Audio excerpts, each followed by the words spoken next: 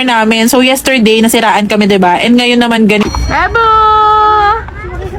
Pagka nakarating na kayo dito sa tuktok, ay masakit din ang tuhod nyo. Tapos ayun, nag-rent lang kami ng traditional costume. Tapos nag-picture. Si Bebo, kahit ano din kinakain talaga niyan. Kaya ayan, sige, pagpasok pa lang namin, inisip agad namin na, ang tuhod natin dito, sasakit. Charis. Pero paano kaya ito nila ginawa? Tapos may makikita ka ng mga nagsasayaw na ganito. Mintong may nagbabike sa taas. Grabe, kinikilabutan ako sa takot. Charis. Hindi ko talaga pwedeng palagpasin to na hindi ako makakabili ng mga tinapay nila. So, makapag-picture pa kasi nga maambon yan. At the same time, wala rin. Ang beses ko na itong ginawa. Dahil nung nagbagyo din kami noon, dumiretso kami dito pag dagat. Kaso nga lang madilim gabi na. Para bang nasa bahay ka lang. Halika na, kumain na tayo. Hello everyone! Good morning! Rise and shine! So gigising ka lang naman na ganito kaganda yung view mo. Diba? Grabe, sobrang relaxing. Wow. Masarap magmuni-muni tapos enjoyin lang yung masarap na simoy ng hangin. So ayun, kagigising ko lang at pinapakita ko lang sa inyo yung view ko dito sa balcony. Ang sarap mag-stay sa ganitong lugar kasi ang tahimik niya tapos ganyan yung makikita nyo. So let me share you naman the view sa kabilang balcony. So ganito yung itsura niya and that's so good morning pala to dahil nga after namin mag-prepare at ready to go out na kami para mamasyal, biglang boom! Ayaw mandar nung car namin. So yesterday nasiraan kami, 'di ba? And ngayon naman ganito ulit. So akala ko nalamigan lang siya pero it turns out battery problem na pala. So grabe, napakadaming unexpected sa trip namin na to. Parang may mga balat sa tong mga to. So buti na lang may Grab dito kaya naman nag-commute na lang kami papunta dito sa right park. Sobrang nag-aalala ako kasi marami pa nga kaming pupuntahan at the same time paano kami uuwi kung hindi siya aandar. So niliban ko na lang muna yung sarili ko kasi para hindi ako masyado ma-stress. So andito kami ngayon sa right park at pinag-horseback riding ko si Bebe and Bebu. Bebo!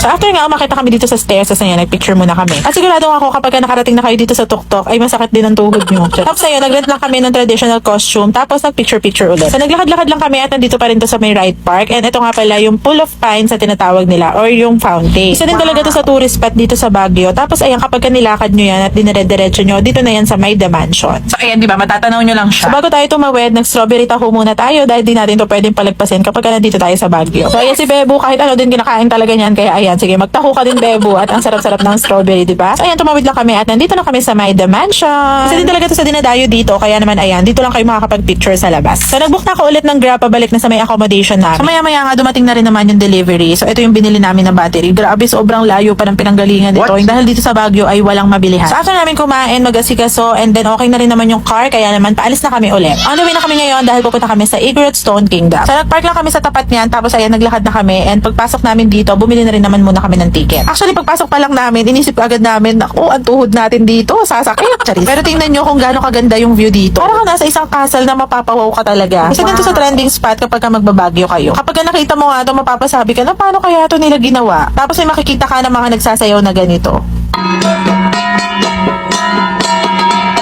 So kapag nandito kayo sa taas, ganyan yung view nyo. Actually, dito na kami tumambay kasi dito yung hindi masyado maraming tao. May mga ilan-ilan na umaakyat pero hindi katulad dun sa baba.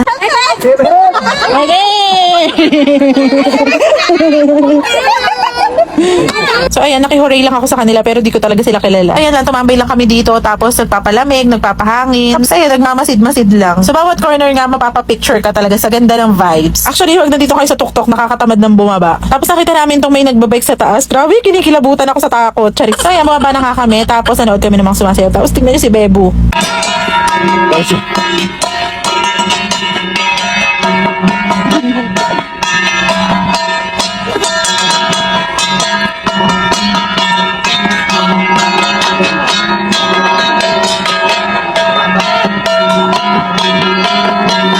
Sobrang enjoy naman ni Bebe sa pinapanood niya kaya hindi niya naman layan na umalis na kami sa tabi niya kaya ayan, hindi niyo man lang kami mahanap-hanap. Walang pakyan? Focus yarn? Charis. So hindi ko na nga na-video nung paalis na kami kasi nagmamadali kami dahil umaambon-ambon na. Kaya mag-stop sana kami dito sa Camp Chanhae kaso nga lang umaambon din naman, di rin kami makakababa kaya wag na lang. So biglang kuminto rin naman yung ambon pagbaba ko dito sa Victoria's Bakery. So kapag pupunta ako sa Baguio, hindi ko talaga pwedeng palagpasin to na hindi ako makakabili ng mga tinapay nila. So we're going home na kaya naman ito yung mga view na madadaanan natin sa Cannon Road. So napastop nga kami dito kasi meron nagtitinda ng murang gulay kaya bumili kami. Hindi rin naman kami nagtagal, mabilisan lang talaga kasi nagmamadali din kami dahil anong oras na nga dapat hindi kami maabutan ng dilim dito sa daanan na to.